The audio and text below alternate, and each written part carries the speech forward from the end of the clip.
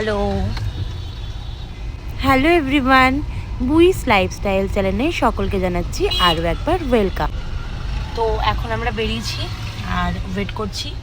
আজকে ভূতনাথ যাচ্ছি আমি, এই যে বোন পেছনে, হ্যালো, আর মা আসছে। বিকেল 4টের সময় বোমবার অ্যাকচুয়ালি ভূতনাথ যাওয়ার কথা ছিল। জুয়েলদা রেডি ছিল তো? জুয়েলদা 4টের সময় দাদাকে নিয়ে যাবে বলে রেডি, কিন্তু দাদা যাচ্ছে না, যাচ্ছি আমরা, আমি, বোন আর মা যাচ্ছি, আমার মা। তো এই যে দাঁড়িয়ে আছি এখন আকাশদ্বীপ অ্যাপার্টমেন্টের সামনে, মা আসবে। সকাল থেকে ব্লগ করতে পারিনি আজকে, সোমবার, প্রথম সোমবার শ্রাবণ মাসে। সবাইকে শ্রাবণ মাসের প্রথম সোমবারের অনেক অনেক শুভেচ্ছা। হর হর মহাদেব। এখন আমরা ভূতনাথ যাচ্ছি। আজকে ছোট্ট একটা মিনি ব্লগই করব। ভূতনাথ গিয়ে পুজো দেবো। মা চলে এসছে, এই যে মাকেও নিয়ে নিয়েছি, পিক আপ করে নিয়েছি। কেষ্টপুরের রাস্তার অবস্থা খুবই খারাপ, প্রায় পায়ের অ্যাঙ্কেল অব্দি জল জমে রয়েছে।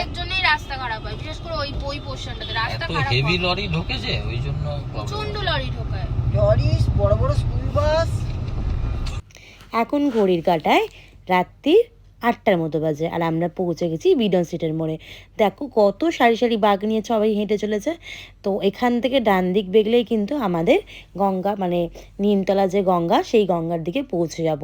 তো সিগন্যালে দাঁড়িয়ে রয়েছি আর ওয়েট করছি সিগন্যালটা ছাড়ার জন্য।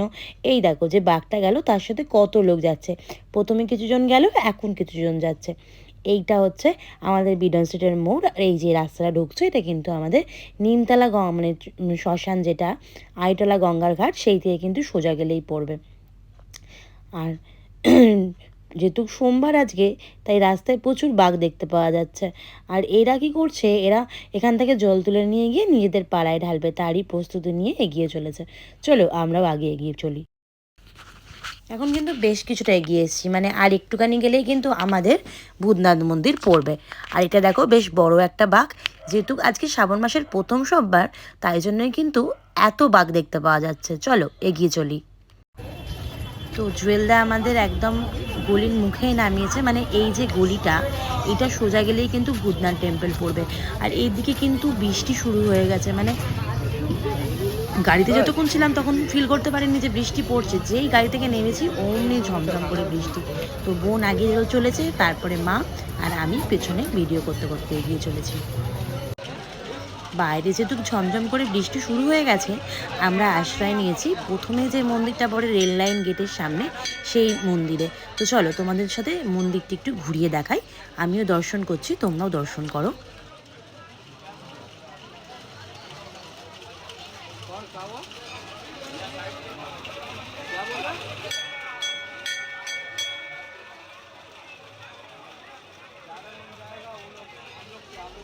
বাইরের বৃষ্টির তেজটা এতটাই জোরে যে সবাই কিন্তু এই মন্দিরেই দাঁড়িয়ে রয়েছে, মানে যে যেখানে পেরেছে ঢুকে গেছে আর কি।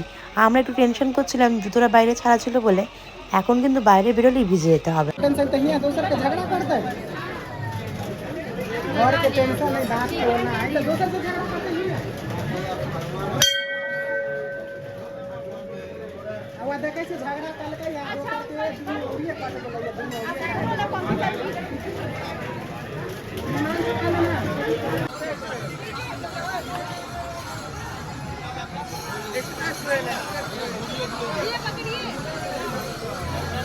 ঢালতে দিচ্ছে, যে চোঙে ঢালতে হবে তো জল। আগুনের মালা দিয়েছো? ধরো।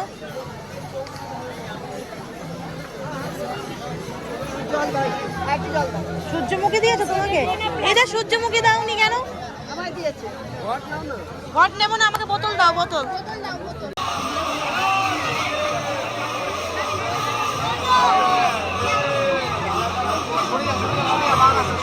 বাঘ আসতে দেখে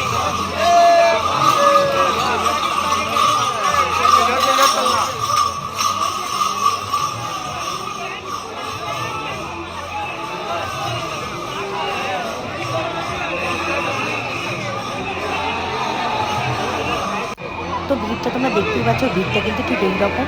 আমি অনেকটা রিস্ক নিয়ে ভিডিওটা করছি, যখন তখন হাত থেকে ফোন পড়ে যেতে পারে। ফোন টোন কিন্তু ভীষণ সাবধান। আর লাইনটা এবারে পুরো নিমতলা শ্মশান অবধি টেনেছে, এখান থেকে কিন্তু লাইনটা শুরু হয়ে গেছে।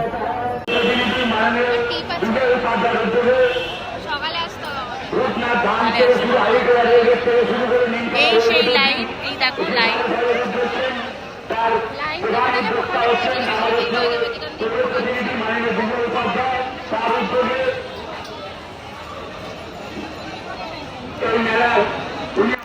যেহেতু ওয়েদার খারাপ, তার জন্য কিন্তু বেশিক্ষণ ওয়েট করতে হচ্ছে না, লাইন কিন্তু এগিয়ে চলেছে। ছেলে মেয়ে দুজনের একটাই লাইন হয়েছে।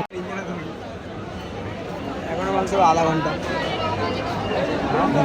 ঘুমোচ্ছে।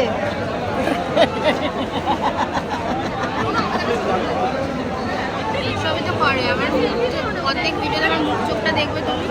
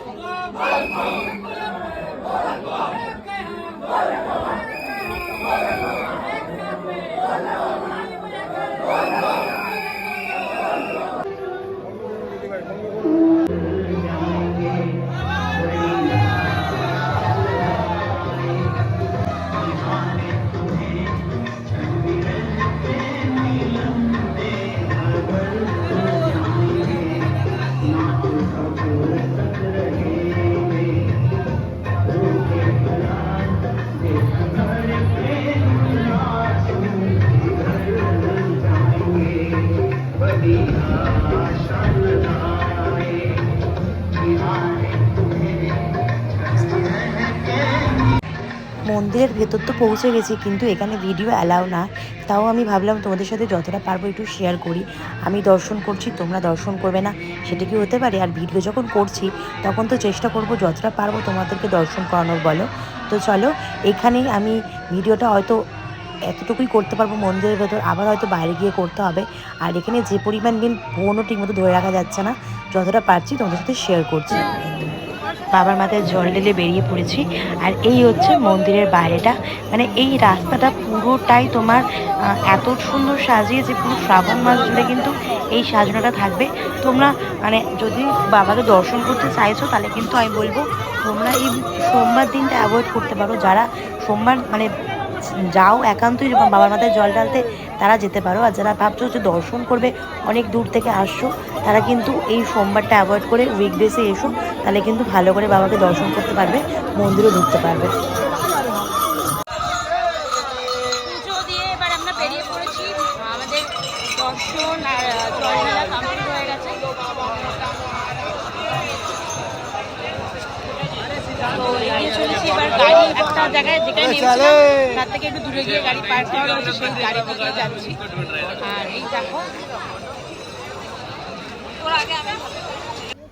সারা বছর মানুষের দেখা না মিললেও এই শ্রাবণ মাস জুড়ে কিন্তু বাবার ভক্তদের প্রচুর ঢল কিন্তু এই বাবা ভূতনাথ মন্দিরের সামনে আমাদের মানে দেখতে পাওয়াই যায় বললেই চলে। আর তোমরা যারা ভাবছো যে বাবার জন্য পুজো নেবে, কিভাবে কিনবে, অনেক দূর থেকে আসছো, তো তাদের জন্য বলে রাখি, এই যে মন্দির থেকে বেরিয়ে এই রাস্তাটা সোজা আইটালা গঙ্গার দিকে যাচ্ছে। তো এখানে কিন্তু প্রচুর স্টল রয়েছে, যেখানে পুজো দেওয়ার জন্য সমস্ত জিনিসপত্র বসেছে। আর ছোটোখাটো একটা মেলা বসেছে বললেই চলে। তো কোনো সমস্যা হবে না, তোমরা কিন্তু অনায়াসে চলে আসতে পারো, বাবাকে এখান থেকে পুজো কিনে পুজো নিয়ে দর্শন করে বাবাকে অর্পণ করতে পারো। তো আজকের ব্লগটা কেমন হলো একটু কমেন্ট করে জানিও। হয়তো এত ভিড়ে আমি ভালো করে ব্লগটা করে উঠতে পারিনি, মানে ভালোভাবে সব কিছু শেয়ার করতে পারিনি, কিন্তু আমি চেষ্টা করেছি যে যতটা পারছি তোমাদের সাথে শেয়ার করার। আর যারা অনেক দূর থেকে আসছো ভাবছো, তারা কিন্তু এখানে প্রচুর অপশান রয়েছে, ট্রেন, বাস, অটো, লঞ্চ, অনেক অনেক অপশান রয়েছে। কে কোথা দিয়ে আসবে, কীভাবে আসবে জানতে চাইলে কমেন্ট করো, আমিও তোমাদেরকে রিপ্লাই দেবো। তো চলো, আজকের মতো ব্লগটা এই পর্যন্তই। দেখা হচ্ছে অন্য একটি ব্লগ নিয়ে, ততক্ষণের জন্য টাটা।